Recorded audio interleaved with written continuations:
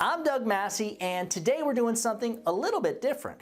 In all transparency, this video is only for people that have super high expectations for their business selling insurance and expect no less than a six-figure income in lifetime residual income. If you're considering getting into insurance sales or are a fairly new insurance agent, then you're definitely in the right place. Let's get the bad news out of the way. Truth is, 9 out of 10 new insurance agents are going to either A, fail out of the industry completely within a few months, or B, will end up like 90% of the United States workforce, scraping to get by with no residual income future. Today we'll be going over 1, exactly why the typical new insurance agent is wasting their time and will absolutely fail within 6 months. 2, step-by-step instructions on how to get started if you expect to earn a six-figure income with that lifetime passive income stream, selling insurance.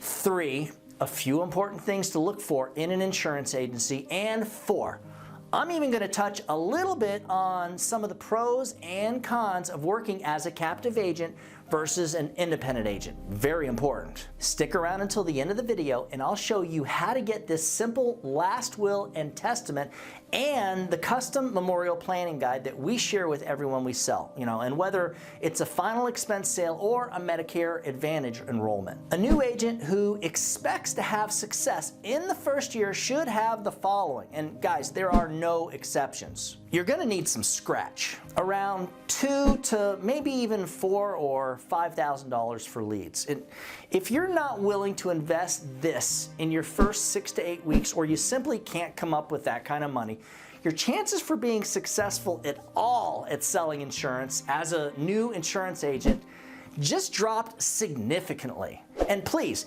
give this video a like and subscribe with the notifications turned on. We're putting out new content every week. First, without the right amount of startup money, guys, you are automatically putting yourself into the category of the average insurance agent, which is no better than the average worker at any business here in the United States. Second, make sure that you start working with an agency that has really, really good training, a proven sales system, and can actually get you in the car with a top producer. Again, let me be clear, a top producer, not an average agent or a struggling agent. Someone who's been to insurance conventions and closes multiple sales on their field days every time they go out. Third, whatever you do, just make sure that the agency you're working with has their own direct mail leads program and can guarantee that you're gonna have exclusive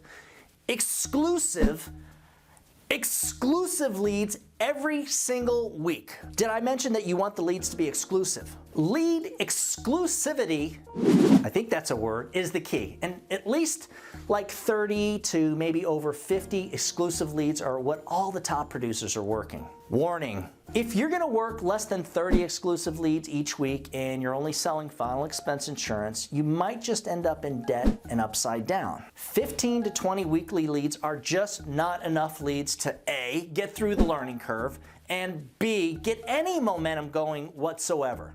For Medicare Advantage sales, you can actually get by with less, maybe 20 to 25 leads or so, as long as you work each lead to death and can close no less than 25% of your leads. And that's the key right there. Again, 100% exclusive leads and not the regurgitated leads that the multi-level marketing agencies are pimping out. Which brings us to number 4. Working part-time as a new agent usually doesn't work, and I'm going to explain that here in a minute. Here's the thing. If you can't put at least 50 to 60 hours per week into a new business during your first year while you're cutting through the learning curve, and you think you're gonna earn no less than 6 figures? I don't suggest you even start. Your first year should be the most that you've ever worked in your life. I mean, you really gotta bust them, man.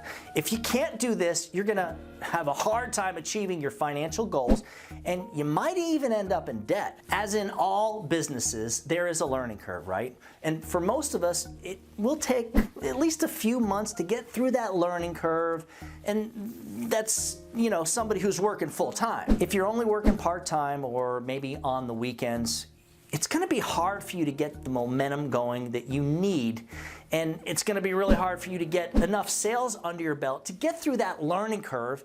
And well, just like your typical new insurance agent, you will probably give up and go back to working at that miserable job that you left. And fifth, make sure you are working with a company or a group that has all of this and more, including like a team of super successful agents that are working the same system that you're working. Guys, a little bit of research can save you from a lot of pain. If you are new or are not already successful at selling insurance, you might consider working as a captive agent for the first few months.